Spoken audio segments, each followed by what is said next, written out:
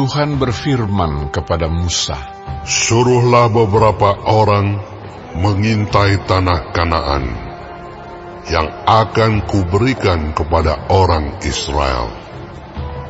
Dari setiap suku nenek moyang mereka, haruslah kau suruh seorang, semuanya pemimpin-pemimpin di antara mereka." Lalu Musa menyuruh mereka dari padang gurun Paran, sesuai dengan titah Tuhan. Semua orang itu adalah kepala-kepala di antara orang Israel. Dan inilah nama-nama mereka. Dari suku Ruben, Syamua bin Zakur. Dari suku Simeon, Safat bin Hori. Dari suku Yehuda, Kaleb bin Yefune. Dari suku Isakar, Yigal bin Yusuf. Dari suku Efraim, Hosea bin Nun. Dari suku Benyamin, Palti bin Rafu. Dari suku Zebulon, Gadiel bin Sodi. Dari suku Yusuf, yakni dari suku Manasye, Gadi bin Susi. Dari suku Dan, Amiel bin Gemali. Dari suku Asher, Setur bin Mikael. Dari suku Naftali, Nahbi bin Wofsi. Dari suku Gad, Guel bin Makki. Itulah nama orang-orang yang disuruh Musa untuk mengintai negeri itu, dan Musa menamai Hosea bin Nun itu Yosua. Maka Musa menyuruh mereka untuk mengintai tanah Kanaan. Katanya kepada mereka, "Pergilah dari sini ke tanah Negeb, dan naiklah ke pegunungan, dan amatilah bagaimana keadaan negeri itu. Apakah bangsa yang mendiaminya kuat atau lemah? Apakah mereka sedikit atau banyak? Dan bagaimana negeri yang didiaminya? Apakah baik atau buruk? Bagaimana kota-kota yang didiaminya? Apakah mereka diam di tempat-tempat yang terbuka atau di tempat-tempat yang berkubu? Dan bagaimana tanah itu? Apakah gemuk atau kurus? Apakah ada di sana pohon-pohonan atau tidak? Tabahkanlah hatimu dan bawalah sedikit dari hasil negeri itu." Waktu itu ialah musim hulu hasil anggur.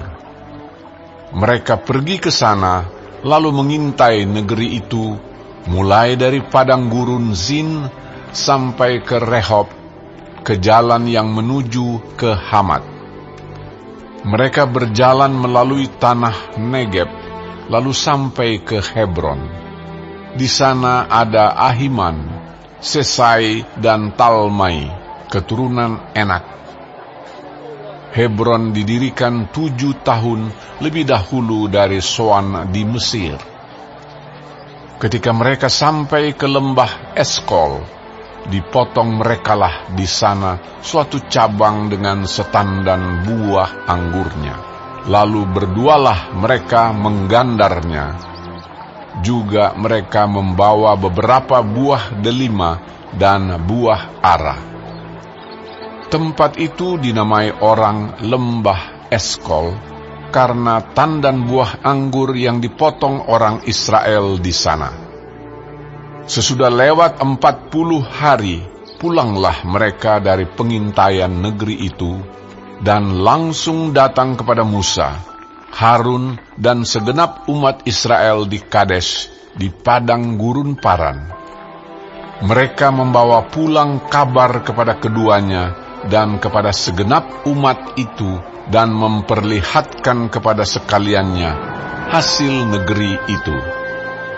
Mereka menceritakan kepadanya, "Kami sudah masuk ke negeri kemana kau suruh kami. Dan memang negeri itu berlimpah-limpah susu dan madunya. Dan inilah hasilnya. Hanya bangsa yang diam di negeri itu kuat-kuat. Dan kota-kotanya berkubu dan sangat besar. juga keturunan Enak telah kami lihat di sana. Orang Amalek diam di tanah Negeb. Orang Het, orang Yebus, dan orang Amori diam di pegunungan. Orang Kanaan diam di sepanjang laut dan sepanjang tepi sungai Yordan. Kemudian Kaleb mencoba menenteramkan hati mereka itu di hadapan Musa. Katanya, "Tidak, kita akan maju dan menduduki negeri itu, sebab kita pasti akan mengalahkannya." tetapi orang-orang yang pergi ke sana bersama-sama dengan dia berkata, Kita tidak dapat maju menyerang bangsa itu, karena mereka lebih kuat daripada kita. Juga mereka menyampaikan kepada orang Israel kabar busuk tentang negeri yang diintai mereka dengan berkata, Negeri yang telah kami lalui untuk diintai adalah suatu negeri yang memakan penduduknya. Dan semua orang yang kami lihat di sana adalah orang-orang yang tinggi-tinggi perawakannya. Juga kami lihat di sana orang-orang raksasa, orang Enak yang berasal dari orang-orang raksasa. Dan kami lihat diri kami seperti belalang. Dan demikian juga mereka terhadap kami.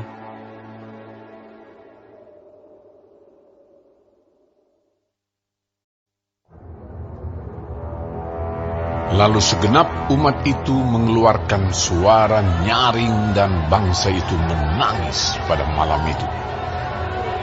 Bersungut-sungutlah semua orang Israel kepada Musa dan Harun. Dan segenap umat itu berkata kepada mereka,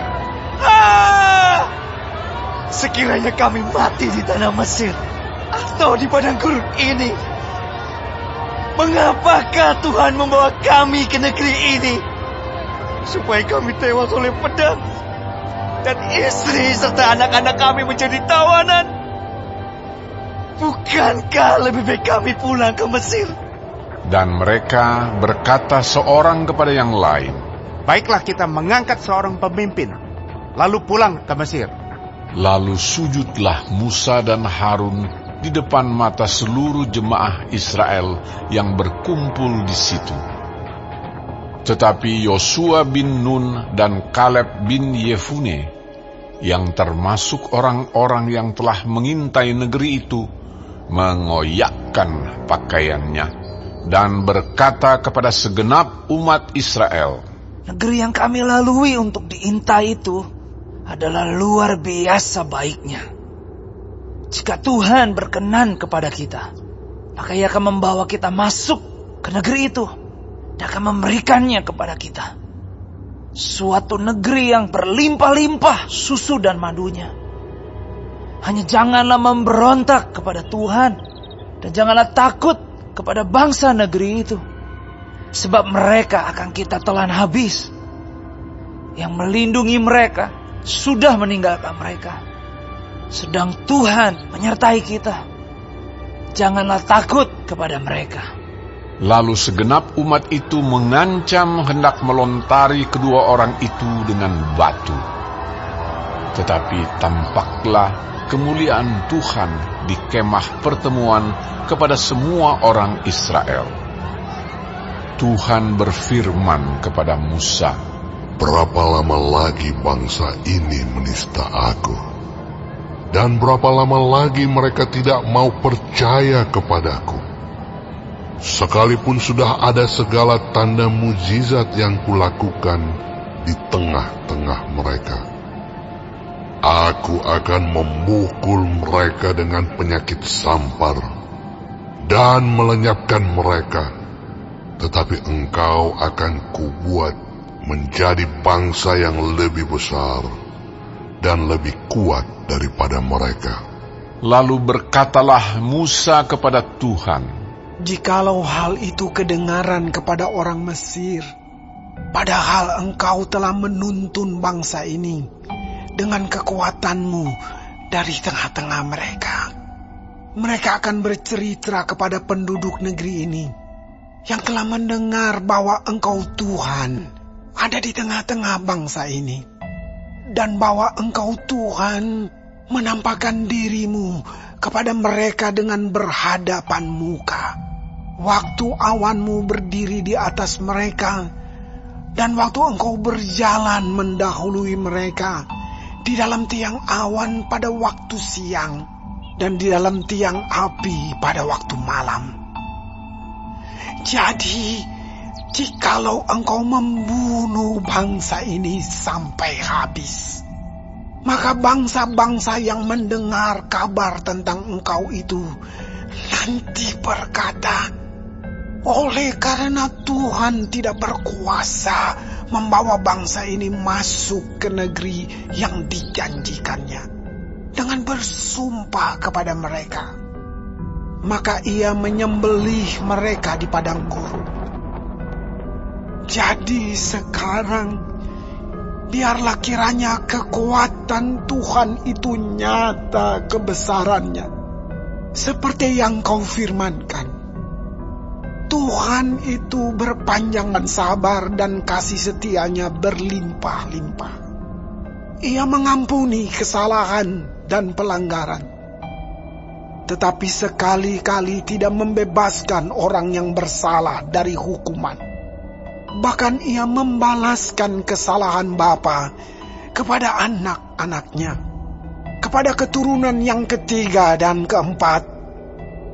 Ampunilah kiranya kesalahan bangsa ini sesuai dengan kebesaran kasih setiamu, seperti engkau telah mengampuni bangsa ini mulai dari Mesir sampai kemari. Berfirmanlah Tuhan, Aku mengampuninya sesuai dengan permintaanmu. Hanya demi aku yang hidup dan kemuliaan Tuhan memenuhi seluruh bumi. Semua orang yang telah melihat kemuliaanku dan tanda-tanda mujizat yang kuperbuat di Mesir dan di padang gurun, namun telah 10 kali mencobai aku dan tidak mau mendengarkan suaraku, pastilah tidak akan melihat negeri yang kujanjikan dengan bersumpah kepada nenek moyang mereka. Semua yang menista aku ini tidak akan melihatnya. Tetapi hambaku Kaleb, karena lain jiwa yang ada padanya, dan ia mengikut aku dengan sepenuhnya, akan kubawa masuk ke negeri yang telah dimasukinya itu, dan keturunannya akan memilikinya. Orang Amalek dan orang Kanaan diam di lembah. Sebab itu berpalinglah besok dan berangkatlah ke padang gurun, ke arah laut Teberau. lagi berfirmanlah Tuhan kepada Musa dan Harun, Berapa lama lagi umat yang jahat ini akan bersungut-sungut kepadaku? Segala sesuatu yang disungut-sungutkan orang Israel kepadaku telah kudengar. Katakanlah kepada mereka, demi aku yang hidup, demikianlah firman Tuhan, bahwasanya seperti yang kamu katakan di hadapanku, demikianlah akan kulakukan kepadamu. Di padang gurun ini, bangkai-bangkaimu akan berhantaran, yakni semua orang di antara kamu yang dicatat, semua tanpa terkecuali yang berumur 20 tahun ke atas, karena kamu telah bersungut-sungut kepadaku. Bahwasanya kamu ini tidak akan masuk ke negeri yang dengan mengangkat sumpah telah kujanjikan akan kuberi kamu diami, kecuali Kaleb bin Yefune dan Yosua bin Nun. Tentang anak-anakmu yang telah kamu katakan, mereka akan menjadi tawanan, merekalah yang akan kubawa masuk, supaya mereka mengenal negeri yang telah kamu hinakan itu. Tetapi mengenai kamu, bangkai-bangkaimu akan berhantaran di padang gurun ini, dan anak-anakmu akan mengembara sebagai penggembala di padang gurun 40 tahun lamanya, dan akan menanggung akibat ketidaksetiaan sampai bangkai-bangkaimu habis di padang gurun. Sesuai dengan jumlah hari yang kamu mengintai negeri itu, yakni 40 hari. 1 hari dihitung 1 tahun, jadi 40 tahun lamanya kamu harus menanggung akibat kesalahanmu, supaya kamu tahu rasanya jika aku berbalik daripadamu. Aku Tuhan yang berkata demikian.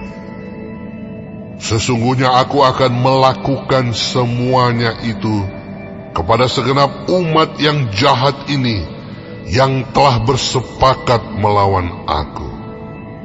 Di padang gurun ini mereka akan habis, dan disinilah mereka akan mati. Adapun orang-orang yang telah disuruh Musa untuk mengintai negeri itu, yang sudah pulang dan menyebabkan segenap umat itu bersungut-sungut kepada Musa dengan menyampaikan kabar busuk tentang negeri itu, orang-orang itu mati kena tulah di hadapan Tuhan. Tetapi yang tinggal hidup dari orang-orang yang telah pergi mengintai negeri itu hanyalah Yosua bin Nun dan Kaleb bin Yefune. Setelah Musa menyampaikan perkataan ini kepada semua orang Israel, maka berkabunglah bangsa itu dengan sangat. Dan keesokan harinya, bangunlah mereka pagi-pagi hendak naik ke puncak gunung sambil berkata, Sekarang kita hendak maju ke negeri yang difirmankan Tuhan itu. Memang kita telah berbuat dosa. Tetapi kata Musa, Mengapakah kamu hendak melanggar titah Tuhan? Hal itu tidak akan berhasil. Janganlah maju, sebab Tuhan tidak ada di tengah-tengahmu, supaya jangan kamu dikalahkan oleh musuhmu. Sebab orang Amalek dan orang Kanaan ada di sana di depanmu, dan kamu akan tewas oleh pedang. Dari sebab kamu berbalik membelakangi Tuhan, maka Tuhan tidak akan menyertai kamu. Meskipun demikian, mereka nekat naik ke puncak gunung itu, tetapi tabut perjanjian Tuhan dan Musa juga tidaklah meninggalkan tempat perkemahan. Lalu turunlah orang Amalek dan orang Kanaan yang mendiami pegunungan itu dan menyerang mereka. Kemudian orang-orang itu mencerai-beraikan mereka sampai ke Horma.